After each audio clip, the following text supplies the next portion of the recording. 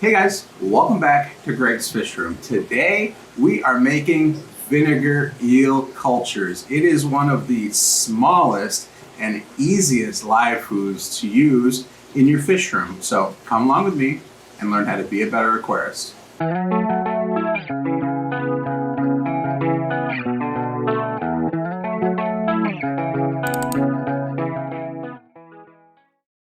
Here are the materials you'll need to make your own vinegar eel culture. First is to have a starter culture. This is a very large starter culture. You can also get them much smaller at your local aquarium club auctions and from other hobbyists. We need a new bottle, somewhere between 1 and 4 liters is usually good. Glass or plastic works fine. We're going to need a cutting board, a knife, and an apple. We're also going to need apple cider vinegar. You can get this at your local grocery store. And then we'll need a measuring cup with room temperature dechlorinated water. It's also helpful to have any sort of water conditioner on hand for this. We'll need a flashlight. We'll need some string, any sort of syringe with a long needle at the end. This is just plastic. It's helpful to have a pair of long, skinny tongs, a paint marker. We've got scissors. We've got any sort of cloth or fabric material. We've got rubber bands. We have filter floss material, and we have a funnel. All right, before we get started, I wanted to talk about one of the most important aspects of a vinegar eel culture, and that is selecting the right bottle itself. Now, you can pick anything between 1 liter and 4 liters usually works best. The wider the center of the container and the narrower and the longer the neck of the container, the better off you're going to do. You can select glass, you can select plastic. In my opinion, the two favorite bottles for this activity is a 4-liter glass jug. You can find these for like apple ciders or sangrias or things like that. And the second is this one, which happens to be a 1.75 liter glass bottle. Again, also typically used for wines and other things like that. You could also use a traditional wine bottle, something with a skinny long neck like this. These are usually 1 to 1.5 liters. However, I find that these are usually on the small side, and you just don't get enough vinegar eels cultured in a container this small. So in my opinion, the clear winners are these two containers here. Now, why is the shape and size of these containers so important? Well, we're going to be filling our vinegar solution up to the neck of this bottle. So we want the largest surface area possible here for gas exchange, so they have plenty of oxygen. And we also need a long, skinny, narrow neck so that we can harvest the vinegar eels, which we'll get into later in the video. So this is my bottle of choice. We're going to make a bunch of starter cultures from this mother culture that we've had going since December of last year. Yes, that's right. This is like 8 or 9 months old, and it is at its peak right now in terms of the density of vinegar eels. So it makes a great time to use this 4 liters to make many more liters in vinegar eel cultures. So that's what we're going to do today. All right, now that we have our container, let's go about chopping up a piece of apple. Now, the important thing to note here is this is the sole food source for these vinegar eels, and slices of apple like this can last for, I would say, up to a year. 6 months, they'll definitely be around, and after that, they start to fall apart and degrade. So you may need to feed additional slices of apple over time, or you may need to just completely reset your culture once it gets to a certain age, like a year or longer. Now, we want to slice these relatively thin, and the most important thing is that we're taking into consideration the neck or the size of our bottle. We want to make sure that these pieces of apple will fit inside of our bottle. So we can go ahead and adjust these so that they fit nicely into the bottle. It really doesn't matter how many pieces of apple you're using or what shape or size they're in or how many times you cut them into smaller pieces. The important thing is that you can just fit it into the mouth of the bottle without struggling too much. So that's what we're going to do here.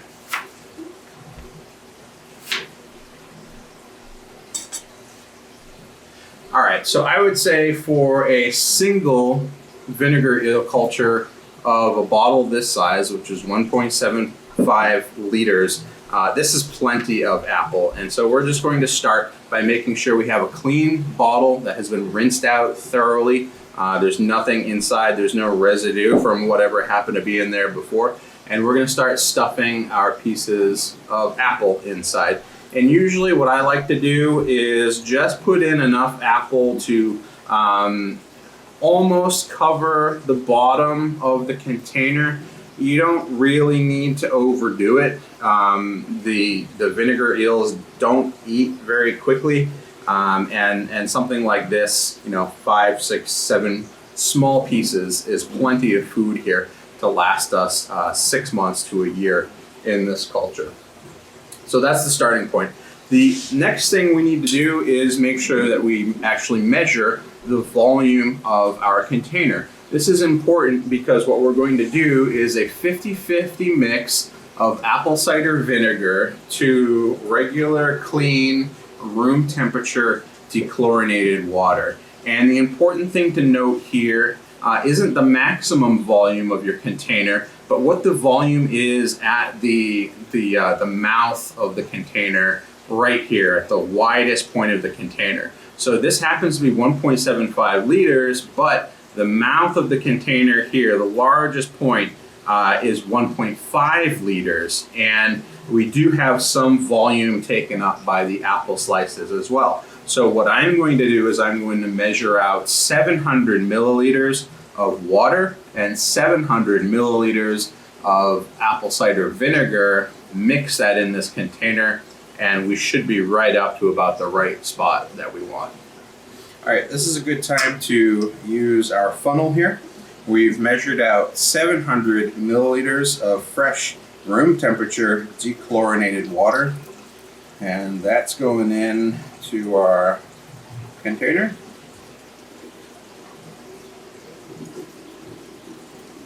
And these apple slices are going to float for about 7 to 10 days, and that's perfectly fine. The vinegar eels don't care if it's floating or sinking, but eventually they will all sink and then they'll slowly degrade over time. Okay, next up we are going to measure 700 milliliters of apple cider vinegar. This is just the stuff that you get in the grocery store, and it's 5% acidity by volume is what it says. So when we're mixing it 50-50 with water, the resulting mixture is 2.5% acidity by volume. So let's go ahead and measure this out.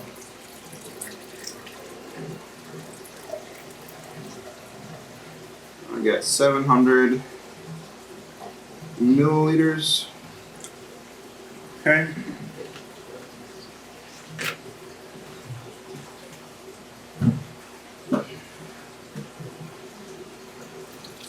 And we'll add the apple cider vinegar.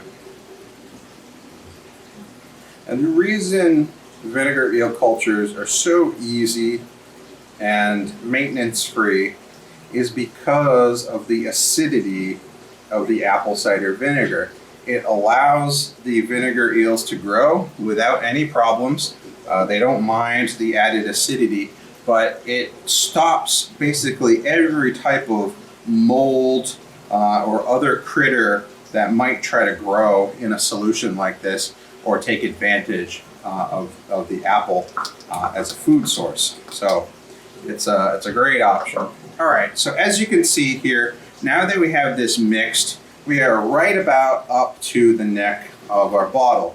Now you'll also notice I've given a little bit extra volume here, which is still free and clear. And that's because we're going to need some of the liquid from this starter culture to add, and we want to end right at the neck of this bottle, or the shoulder of the bottle. Okay, so what I'm doing here is this is my existing vinegar eel culture, and if you can see here, the cloudiness, those are all of the vinegar eels. And we'll get a close-up of this, but they are in the millions in this container. This is about peak saturation, I would say.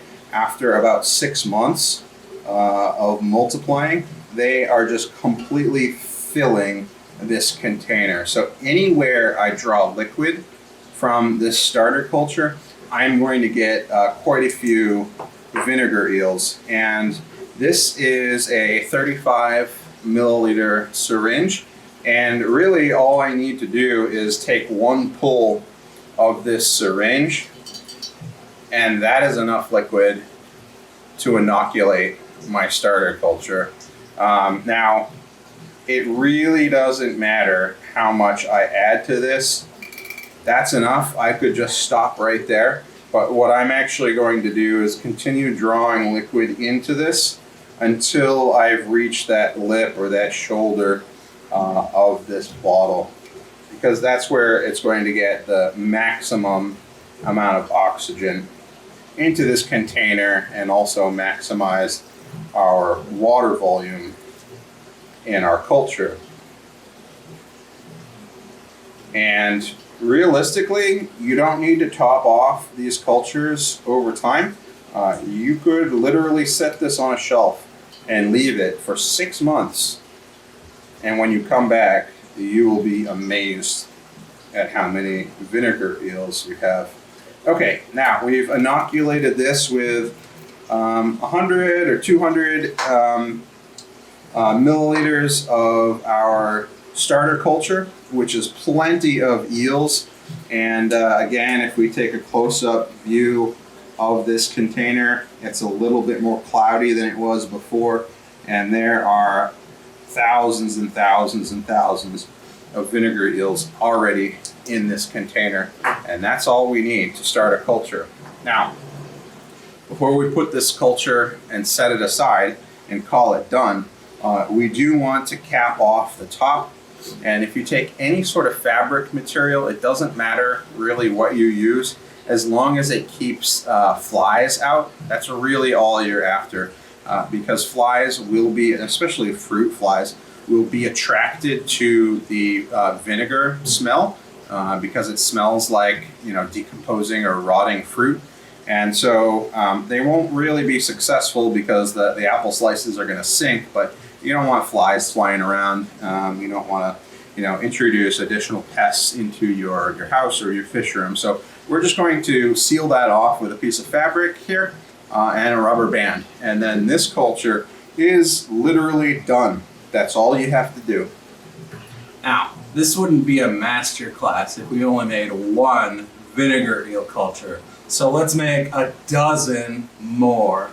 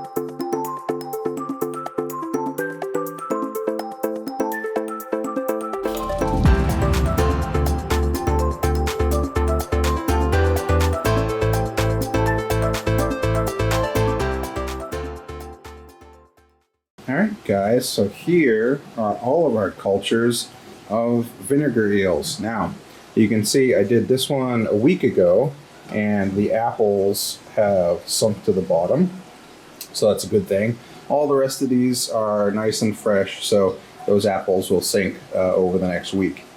Now, when we're ready to harvest, as you can see here, what I've done is I've topped off the liquid in the bottle all the way up to the top part where the neck of this bottle starts. And then all I did was I took a piece of filter floss with a string tied to it and I stuffed that down to right at the bottom of the neck. The string allows me to pull this out when I need to, and the filter floss creates a barrier between the vinegar portion and the fresh water that you can slowly drip into the top neck of this bottle. And what you'll find is over the course of 12 to 24 hours, the vinegar eels will start to travel from the vinegar portion up through the filter floss into the freshwater portion of this bottle. I put a cap on to loosely just to prevent some of the evaporation that would happen. And this is where we can harvest our vinegar eels. If we just take our syringe, it's really easy to draw up the liquid and the vinegar eels from the neck of this bottle without getting the acidity and all the grossness that comes with the rest of the vinegar culture. And then once we've drawn that off, we can just replace it with a little bit more of fresh water. And every day we can continue to draw vinegar eels from this culture as long as it's a seasoned culture. I would honestly recommend at least 3 months before you start harvesting from a bottle like this. It will give you much better yields. And obviously, if you've got lots of fish, lots of baby fish, lots of bottles can help you, allow you to harvest every single day of the week if that's what you need to do. So this is a great option for people that are raising tiny fish like bettas. In this case, we have some baby white clouds in here, Vietnamese white clouds. These ones are actually a couple weeks old. And so the vinegar eels, as you can see, the cloudy water in there, the vinegar eels are probably just about too small for them at this stage, but it's a great food to spot feed to all of your very tiny fish. Anyways, guys, that's a look at the vinegar eel cultures. Hope you guys enjoyed, and I'll see you guys later. All right, I hope you guys enjoyed this video. And if you did, please give it a like, please subscribe, but also please check out Nature Forged Aquatics on Amazon. You can check out products like this, the Nature Forged Aquatics alder cones, which is a great product to add to your blackwater tanks, to your shrimp tanks, to your soft water aquariums.